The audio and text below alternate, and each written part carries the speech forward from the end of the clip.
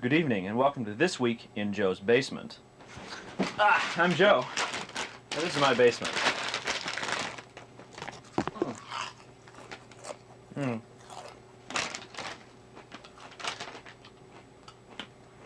So this week is the second in our series of shows about people as they actually are. And our technique this week, time around, for learning about people has been to simply nail down a camera in front of them, point it at them, and let the person go on and on and on about whatever happens to be on their mind, really.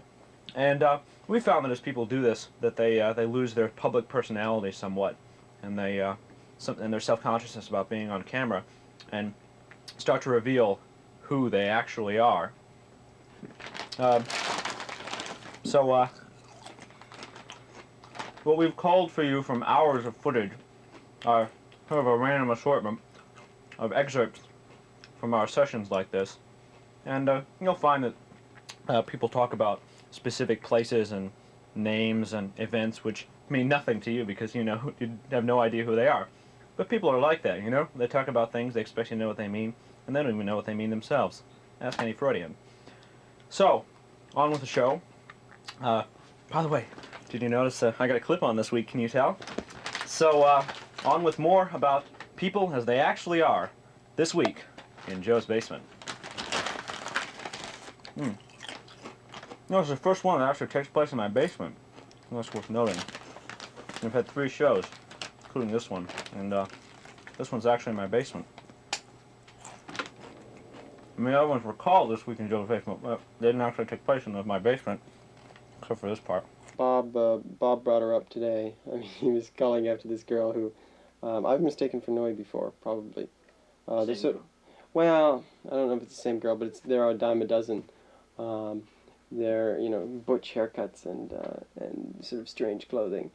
I think they all copy Noe, but there's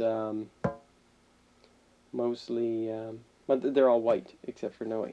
I haven't seen anybody who wasn't white who answered the description. But Noe's sort of pale for her Orientalness, so I often mistake these people for Noe, and I get a little rush. A little rush. That's pretty frustrating. I mean, what is it? Sartre, no exit. A heterosexual man, a lesbian, and some third person who can't. So that none of them can achieve satisfaction. Homosexual man, I think, is the third one. That makes sense. Yeah. They'd all have to cooperate. Except for the woman who wouldn't get anything. They're fucked, and neither one of them can achieve any satisfaction. Yeah. But what was I thinking of? Oh yeah, so Bob brought Noe up, and yesterday, was it yesterday? Yeah, it was yesterday, I guess. Dan was doing this thing. He was playing a surfer in this dialogue between him and Jihad, and he was holding the cigarette like this and moving his head back, and he accidentally patterned, or accidentally had a bunch of patterns that Noe follows. And I was sitting there, squirming on the couch, so moving my legs like this so that my hard-on would follow the right place. It wasn't much of a hard-on, but it was a little bit, and I was, it was more, here than down there. Not that I'm really emotionally tied to Noe, but she's, I just wish she were heterosexual. She's racist. She's Japanese. She's an art history major. She's fashion conscious.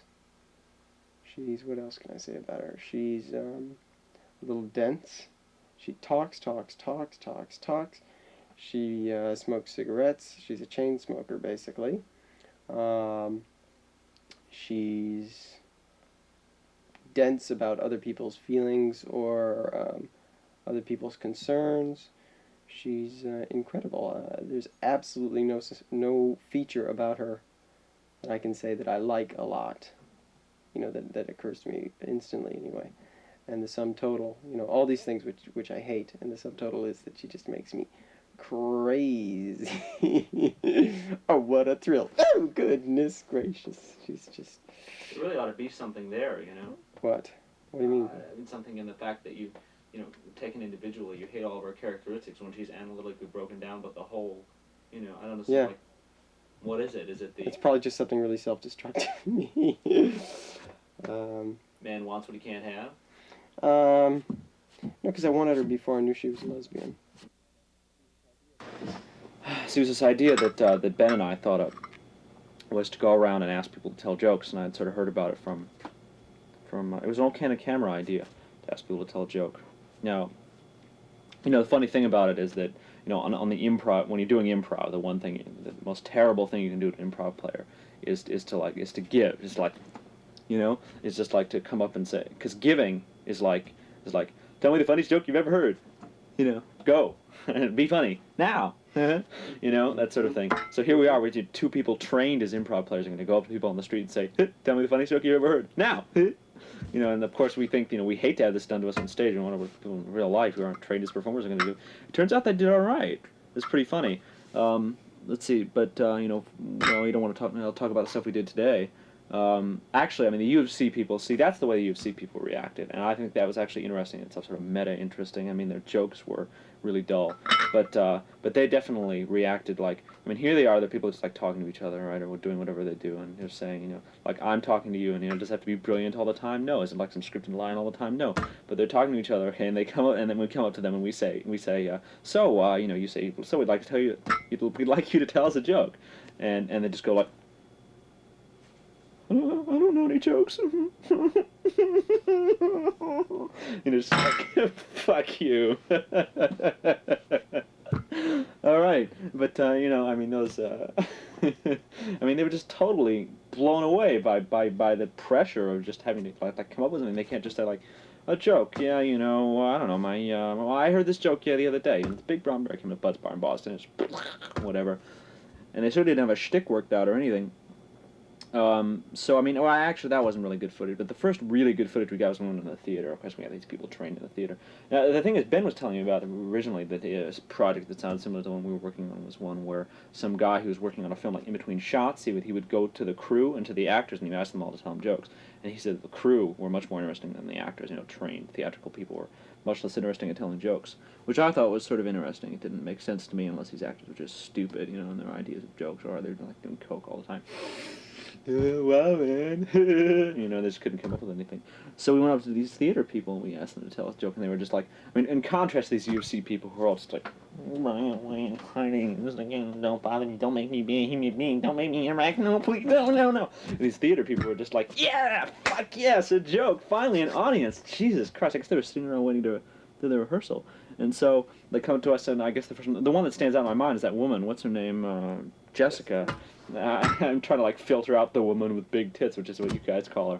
But just like tells this long shaggy dog story. And it's just great, and she's just great. All her body language, and her nonverbal stuff, and all. It's just like unto itself is just like just wonderful, and so that's just great. It's really funny. It's actually not that good a joke. I don't think it's just a shaggy dog story, but her telling of it is great. They come with other stuff, and it's like women telling dick jokes too. That really does it for me. These women that are just like women that are willing to tell male aggressive jokes. And I was impressed by that actually. So that's interesting. So we got those theater people went on the Hyde Park. The theater people, the only people who told really good jokes, right?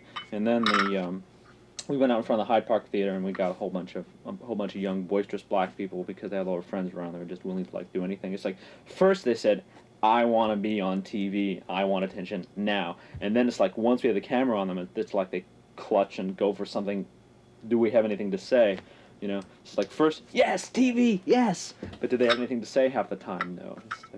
So, I mean, we didn't get too many good jokes out of that. I don't even remember any of the jokes out of that, but it was an interesting spectacle. Again, I mean, the whole point of this project was to tell. See, the great thing about this project is it doesn't really matter, how good people's jokes are on the whole. I would say you want a few good jokes that don't get boring, but this project is about the people who are telling the jokes, and the people are different, and the people are interesting, and I think it's really interesting to see the different reactions to it. The U of C students from the theater people are just like da da da da da da da da da da da da, that sort of thing, and the boisterous young black people in front of the Hyde Park Theater are just like, yeah, I mean, I can't caricature them, but whatever. I mean, they were just enthusiastic but pretty mindless in their joke telling, and just like whatever they could think of.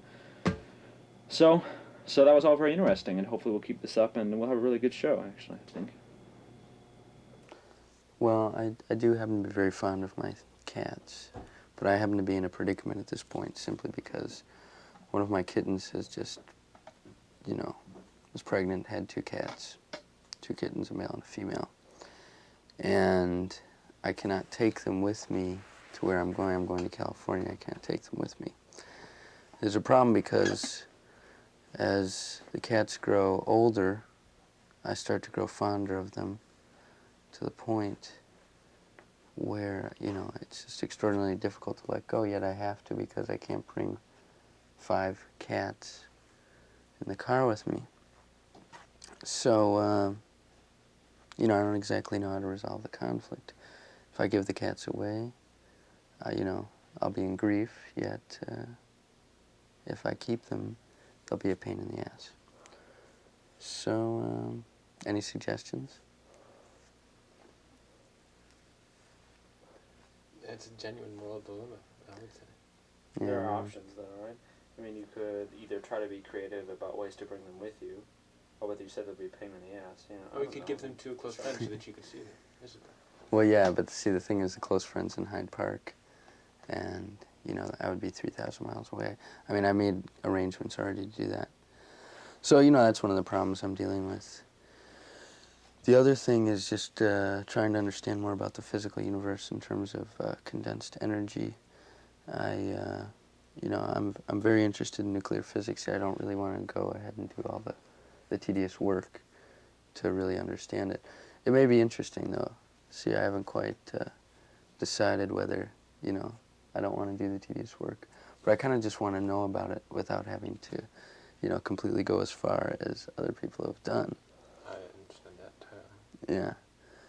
Now, I was looking at this hot view graph here, and suddenly this paper started getting a little hotter to me.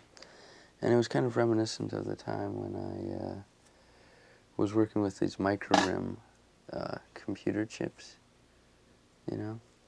and they immediately started getting hot, and I was trying to explain the phenomenon, to myself with, I just didn't understand why the hell these chips, were immediately getting hot. So that's actually what sparked off my interest in studying physics, so I could understand those tiny little, phenomena that occur. Because I feel it's important to really be in control of, what's going on around me. I can't stand that feeling of not controlling things. I have to control everything, physical universe, my brain, whatever else. It's utterly essential. So, that's basically where I stand at this point. And, yeah, that's about it. Well, I'll have a little more of this shit, huh? No, don't. If you think you should stop, then you should stop. Well, about habitual coffee drinkers. I mean, there's stopping, and then there's stopping. And then there's, actually stopping. So I'm slowing down. You ready? Coffee is just the very essence and substance and stuff. Coffee is, basically my drug at this point. I drink alcohol. I go to the Cove and I have a beer, and that sort of thing. But I've never been really that big on the effect of alcohol. I mean, half the time when I drink it, I don't like what it does to me. It makes me feel a little bit crummy more often than not, and right? So it's just not a drug that I'm that favorable towards the effects of. But coffee is just like coffee does great things for me, and it does more than just like get me up in the morning and keep me up during the day and keep me up at night. I've had these experiences which I call caffeine hallucinations, which aren't really hallucinations. I've never like seen something that is not there. I think I'd feel like I was losing it if I did. I don't know what I don't know, like, does marijuana. I mean, people talk about hallucination type things with marijuana, but I don't know if that really happens. Anyway, but I'm talking about what seemed to me very strange mood changes. I have just these very strange associations, connections, and thoughts that are really twisted. That when I'm hyper and wired on coffee, and let's see, I've gotten shit done that way, like writing the Jib Chestnut's opening monologue in Fear of Failure, which is not like a rational piece of writing. All right. I think it's probably I don't know, other things like that, inspiration, right? I mean, like, what a drug that makes you inspired. If there was a drug, it's like, I would take a lot of it.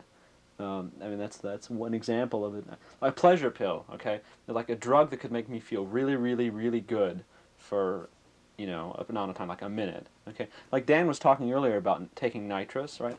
And he says if you take nitrous oxide, that you'll feel really good. He described it as like a whole body orgasm for a minute and a half, and it's just like Half a minute, perhaps. okay. Well, anyway, and I mean, I guess in some sense this is objectively a good feeling, but I don't want to do it because it just spooks me too much. Maybe I'm sure there's some deep things in there, like it requires me to face the fact that my body is basically a machine, and I live under the illusion that it isn't, and that like supports that's essential to my self-image. Whatever the reason is, most drugs that actually do something for you, even like marijuana, LSD, cocaine, heroin, all those things, I'm terrified of and just won't go near. They just terrify me. That's all there is to it. I don't want that to happen to me. I don't want to lose control. But coffee is just great. Coffee is the perfect drug, and I think that's all I need. I think that's the only drug my life really needs. We met a woman in a bar tonight in the Cove. She's somebody that I'd seen before. She works at the circulation desk in Carrar. We'd had little interactions. Just standard operational procedure. When you run across an attractive woman in your day, you make note of it, but it never affects behavior. And I give her the books, and she always scans my ID, and I walk out. She came over to babble to us. She was in a sort of gregarious mood, like she'd been drinking, and also she'd had an interaction with Joe and Paul before, when they'd videotaped her telling a joke which I'd used many times myself, identified with it a little bit. Anyway, she was speaking in a very aggressive way, monopolizing the conversation in a way that seemed a little bit like, social defense procedure or something. But anyway, I let her do it, and, I thought, there's a woman here. It's very rare that women come around me in conversations that I can approach them, and she was there, and I thought, well, better do something about this. Now is the time to act if we're ever going to get women around. But she was very aggressive, and I was passive. I just sat there, and she was going on and on. It was very easy not to say anything, not to interject, but still, I looked at myself and saw myself as thinking, I'm not going to prostitute myself trying to get attention and so on. And I look at myself doing that, and I think that I'm old. Because I used to be more ambitious and more aggressive in those situations. I think I've become cynical. I have a brother, Richard, who is now almost 50 years old, I guess. I mean, you don't think of him that way because I knew him when he was younger, but he's old. And he recently separated from a woman that he was practically married to for a very long time. And I talked to him, he's very upset about this. I talked to him recently. And he described how when he was my age, he would aim to have sex with anything that moved, or he'd put it in some colorful way like that. But now, he sits around all day and thinks, well, if a woman stays long, that's fine, but it's not a high priority. I'm becoming old.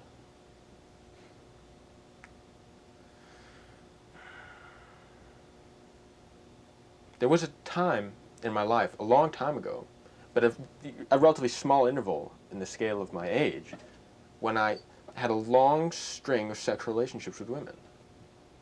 There was something different about me at the time, I guess. Maybe something different about the people that I associated with, but probably something different about the way I conducted my social intercourse. Maybe I looked different. It occurs to me sometime. Maybe it was the fact that I used to get expensive haircuts in those days. But, I mean, if that's true, fuck it. I don't want to have anything more to do with this universe. You know, if I have to get my hair cut right for that, then fuck it. I'd rather be depressed. Anyway, there was this time, and I felt really confident. That was nice, and I think the time where the period ended, my feeling was, hell with this. I'm sick and tired of having casual sexual relationships. You know, this sucks. I don't want to be around women anymore. I'm going to go study physics at the University of Chicago. Which I did, and now it's been a long time since then, and now I'm starting to feel like this situation is out of my control. Like I can't get women anymore. Something else interesting, my good friend Dan Margulies, who's also in the bar, I see the exact same pattern. He had a period of having lots of sexual relationships with lots of very desirable women and feeling confident about it. And there was a line drawn when he broke up with Jennifer, and now he there was a period where he would complain about not being able to get sex or get intimacy with women all the time. Now he's even stopped complaining about it. The magic goes at some point. There's this little molecule comes out of the pituitary gland and goes up in the brain there and makes you be cool with women, and then it goes away and you're old. The goal now is to settle down. Maybe I'm rationalizing that, you know, I'd be happy just to find one woman, but in a way, I think, in my most rational view, it's better to have the long-term security and sort of get rid of the whole complicated issue of appealing to women. It's a nasty swamp of human behavior that just cannot be navigated. John Krug notwithstanding. And many others. And many others. I had to say that. No, you're right. I mean, because... But see, then it's just magic. I've tried to analyze that in some sort of scientific way, and I can certainly identify these features that they have, but the success of others does not lead to a successful model for behavior, and that's an empirical fact. I should publish. This concludes my thesis. That is to say, the thesis, which is mine. We were coming home from the Cove, and we thought that perhaps I could do a better version of my story of Noe. And so up until this very moment, I've been thinking about the problem and keep saying to myself, no, I shouldn't think about it. It should just be spontaneous. And so here it is. I'm just trying to be spontaneous, though I must admit I've done some thinking. And I may even steer this away from Noe. But here we go. Noe was this, or is this Oriental young lady. See how pick is it? Will I do this? This is Oriental young lady, about so high, with a butch haircut and very interesting clothing. She wears hard contact lenses and has many, many, many vices, including chain smoking. So you'll never see Noe without something in her mouth. She has an oral fixation, just like me. Okay, so this Noe person I find completely fascinating because, well, I don't know what the because is, but she has all these little things which I hate, and nothing about her which is a small, tangible, discrete item which I like. She's very attractive. I like that.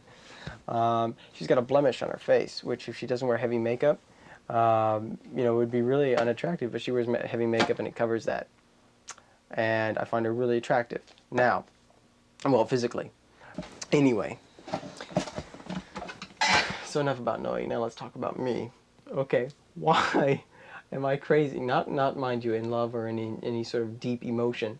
Just, little Mr. Paul is talking to big Mr. Paul. Little Mr. Paul, as usual, is talking about A, short Oriental girl, B, a lesbian, C, all right, no C just yet. I'll think of a C later, and it'll be a doozy. But short Oriental girls, I have had experiences with at least 3 short Oriental girls that I can think of right away. One of them was too old for me, and though we had a very good relationship, never amounted to anything. Another one didn't want to have a relationship with me on the grounds that she had a relationship with my roommate. And here's Noe, who's a lesbian, okay? So I'm really, really batting really, really low average in short Oriental girls, okay? Given that. And yet I'm still attracted to short Oriental girls. Whenever I see short Oriental girls, I go, ooh. And this, of course, makes me wonder if I have this thing for a certain short Oriental girl. You know, if it's some deep psychosis thing that makes me go after short Oriental girls because I'm actually after assuming the first one, right? So I have self-doubt, and I wonder about these things. Okay. That's actually a decent place to end it because, you know, I can't logically go on. There are a whole bunch of things I want to talk about, namely this Lisa Dish girl, okay, and this sort of thing which has been irritating me for a long time. It's this really, really, really, really immature, idiotic actions of someone who is older than me and who should be more mature than I am. Ha, ha, ha, ha. And guess who this relates to? This first short Oriental girl who is 28 years old and too old for me, and besides, she wants some Oriental guy to marry her, if she wants a guy to marry her at all, because she's so fucking antisocial, she'll probably never get married. Even though she's so cute with this little itty-bitty butt. Anyway.